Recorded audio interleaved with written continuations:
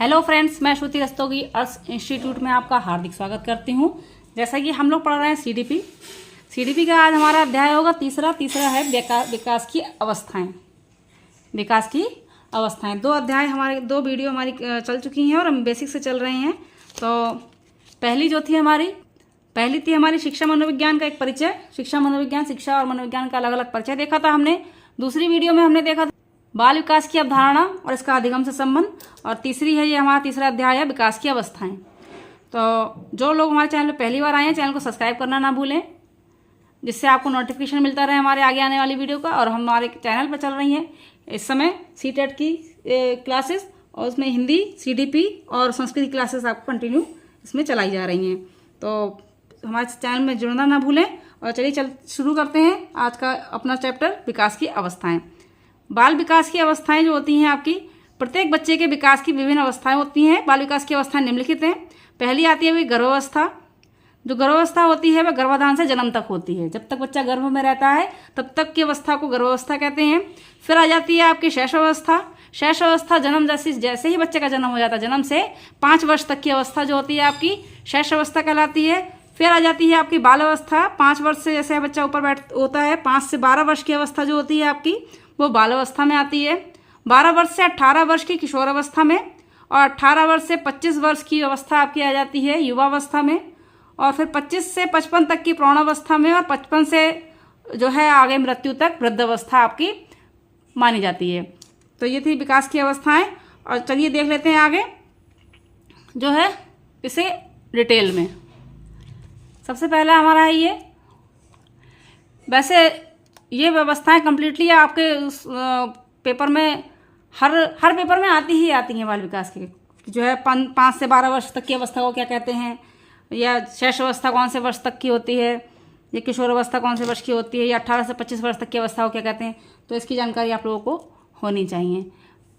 इस समय अधिकतर विद्वान जो है मानव विकास का अध्ययन जो है 4 अवस्थाओं में कर रहे हैं। कितने अवस्थाओं में कर रहे हैं? 4 अवस्थाओं में। ये होती हैं आपकी शैशवावस्था, बाल अवस्था, किशोर अवस्था और प्रौढ़ अवस्था। शैशवावस्था यहाँ पर 6 वर्ष तक की मानी जाती है, और बाल अवस्था 6 से 12 वर्ष तक की, 12 से 18 वर्ष तक की किशोर अवस्था होती है, और फिर उसके बाद प्रौढ़ अवस्था 18 वर्ष से मृत्यु तक की होती है। तो ये मुख्य कुछ विद्वानों द्वारा है, और लेकिन हम अध्ययन करेंगे सारी अवस्थाओं का। तो शुरू से लेके चलते हैं। पहली अवस्था हमारी है शैशवावस्था। देख, गर्भावस्था तो गर्भ में बच्चा आने के पश्चात 9 महीने तक, जब तक बच्चा पेट में है तब तक की तो गर्भावस्था चलती ही है। फिर उसके बाद आती है आपकी शैशवावस्था, जो जन्म से लेकर 6 वर्ष तक की अवस्था होती है। यह अवस्था जो होती है भाषा सीखने की सर्वोत्तम अवस्था होती है। इस अवस्था में दोहराने व अनुकरण की तीव्र प्रवृत्ति बच्चों में पाई जाती है। इस अवस्था को भावी जीवन का आधारशिला के रूप में देखा जा सकता है। इस अवस्था में व्यवहार पूरी तरह मूल प्रवृत्तियों से जुड़ा हुआ होता है। यानी कि 6 वर्ष तक के बच्चे की अवस्था जो होती है, इसमें बच्चे का संपूर्ण विकास हो जाता है। जो बच्चा इस 6 वर्ष की अवस्था तक सीखता है वो उसका जीवन पर्यंत तक चलता है। तो सबसे मेन अवस्था शैशवावस्था ही हमारी मानी जाती है, जो कि जन्म से 6 वर्ष तक की अवस्था होती है। इसके सामाजिक लक्षण देखिए कौन कौन से होते हैं। सामाजिक लक्षण शैशवावस्था के सामाजिक लक्षण हैं। सबसे पहला, शारीरिक विकास इस अवस्था में तीव्र गति से होता है, यानी बच्चा फटाफट लंबाई पकड़ता है। दूसरा है आपका, शिशु सबसे अधिक और जल्दी अनुकरण विधि से सीखता है। आपने देखा होगा बच्चे जो होते हैं माँ बाप का या घर में सदस्यों का अनुकरण करते हैं, ऐसा जैसा वो लोग करते हैं वैसा वैसा वो करने की प्रयास करता है। प्रथम माह में शिशु किसी वस्तु को देखकर स्पष्ट प्रतिक्रिया नहीं करता है।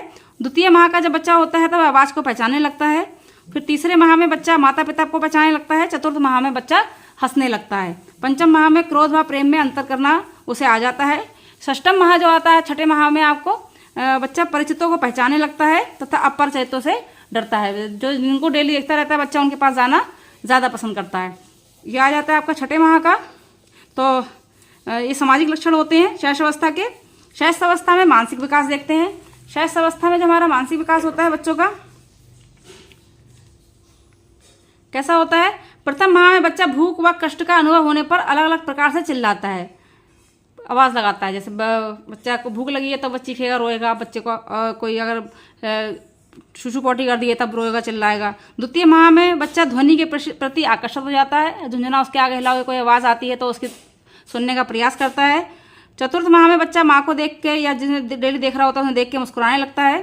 छठे माह में बच्चा नाम समझने लगता है तो सुनी हुई आवाज़ का अनुकरण करने लगता है। बच्चों को अगर आवाज़ दी जाती है तो बच्चा उसको ध्यान उसकी ओर आकर्षित होता है तो अगर वो बातें करो उससे तो ऊँ ऊँ करने लगता है। 8वें माह में बच्चा अपनी पसंद का खिलौना छांट लेता है, जो उसे अच्छा लगता है वो पकड़ लेता है।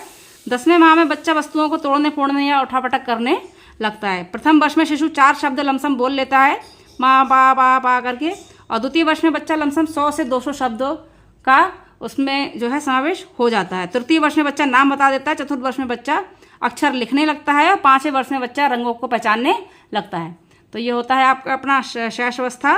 फिर आ जाती है आपकी दूसरी बाल अवस्था। बाल अवस्था जो होती है 6 वर्ष से 12 वर्ष तक की अवस्था होती है। इस अवस्था को मानव विकास का अनोखा काल कहा जाता है। विकास की दृष्टि से एक जटिल अवस्था है। इस काल में सीखने की गति धीरे हो जाती है, चिंतन व तर्क शक्तियों का विकास होने लगता है। यानी बच्चा जो है थोड़ा सा सीखने की गतियों में उसके परिवर्तन हो जाता है। शैशव अवस्था में बच्चा बहुत तेजी से सीखता है 6 साल तक। उसके बाद बच्चे की सीखने की क्षमता जो होती है थोड़ी कम हो जाती है। और पूर्व काल व्यवस्था जो होती है 6 से 9 वर्ष तक बच्चा तेजी से बढ़ता है। ये बाल अवस्था जो होती है आपकी 2 अवस्थाओं में यहाँ पर डिवाइड करी हुई है, पूर्व बाल अवस्था और उत्तर बाल अवस्था। यानी कि 6 से 9 वर्ष की अवस्था आपकी पूर्व बाल काल अवस्था हो गई और 9 से 12 वर्ष की अवस्था आपकी उत्तर बाल अवस्था हो गई।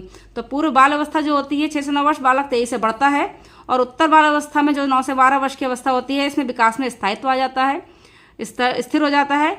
बाल अवस्था को ही हम स्फूर्ति आयु या गंधी अवस्था नामों से जानते हैं। इसके लक्षण देखिए, लक्षण क्या होते हैं। इस अवस्था में बच्चों में सामूहिक खेलों में भाग लेने की प्रवृत्ति बहुत अधिक विकसित हो जाती है। इस अवस्था में बच्चों में सामूहिक खेलों में भाग लेने की प्रवृत्ति बहुत अधिक विकसित हो जाती है। बच्चा अपने सहयोगियों के साथ खेलने लगता है। बच्चों को रचनात्मक कार्यों में विशेष आनंद मिलता है। उसे गेम्स वगैरह है या कोई एक्टिविटी होती है उसमें बच्चों को ज़्यादा आनंद मिलता है बाल अवस्था में। फिर आ जाती है आपकी तीसरी अवस्था, अगली अवस्था किशोर अवस्था। किशोर अवस्था जो होती है आपकी वो 12 से 18 वर्ष तक की होती है। सेंटली हॉल ने इस अवस्था को तूफान व परेशानी का काल कहा है। यानी ऐसे कहते हैं सबसे कठिन अवस्था यही होती है। इस अवस्था में किशोरों का सही मार्गदर्शन की आवश्यकता रहती है। यह विकास की सबसे जटिल अवस्था मानी जाती है किशोर अवस्था। इस काल में विशेषकर यौन दृष्टि से अनेक परिवर्तन होते हैं, जिसकी वजह से किशोरों का जीवन तनाव, चिंता तथा संघर्ष से आदि से घिर जाता है। तो इस अवस्था में जो है गाइडेंस की जरूरत अधिक पड़ती है। इसके लक्षण देखते हैं किशोर अवस्था के। किशोर अवस्था के लक्षण है, इस अवस्था में बुद्धि, कल्पना तथा तर्क शक्ति का पर्याप्त विकास होता है और जो है किशोरों में स्थायित्व संयोजन का अभाव रहता है। प्रौढ़ अवस्था आ जाती है। फिर आगे जो है अपनी प्रौढ़ अवस्था में जो होता है बच्चा किशोर अवस्था को धीरे धीरे प्रौढ़ता या परिपक्वता की ओर बढ़ता है। सारे उसके विकास हो चुके होते हैं और इस अवस्था में व्यक्ति बाहरी दुनिया में प्रवेश करके अपने दायित्वों के प्रति जागरूक हो जाता है। तो ये आपकी होती हैं विकास की अवस्थाएं। और नेक्स्ट वीडियो में हम लोग देखेंगे मनोविज्ञान के संप्रदाय को। क्लास को डेली देखिएगा, स्किप मत कीजिएगा, लगातार बने रहिएगा। कैसी तैयारी करना है, कहाँ से पेपर आएगा, कैसे होगा, ये सारी आपको टेंशन लेने की जरूरत नहीं है। आप अगर डेली क्लास लेते हैं तो कम्प्लीटली आपको पूरा कोर्स कराया जाएगा और एग्जाम तक आपको अच्छा रिजल्ट खुद अपने आप में ही मिलेगा अगर आप डेली क्लास लेते हैं और स्किप नहीं करते हैं। तो एग्ज़ाम कोई बड़ा नहीं है, कोई बड़ा पैटर्न नहीं है इसका। टेट के एग्ज़ाम में ओनली 5 सब्जेक्ट हैं आपके, कोई ज़्यादा सब्जेक्ट भी नहीं है, पैटर्न भी बहुत छोटा ही है और पेडागोजी भी आएगी इसमें। पेडागोजी भी आपको जो है क्लास में कराई जाएगी। सिलेबस आपको कहीं से ढूंढने की जरूरत नहीं है, सारा सिलेबस की जिम्मेदारी हम लोगों की है।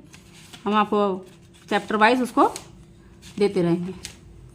अगर आप हमारे चैनल पहली बार आए हैं चैनल को सब्सक्राइब कर लेना, जिससे आपको नोटिफिकेशन मिल जाए। लाइक कीजिए, शेयर कीजिए, कमेंट कीजिए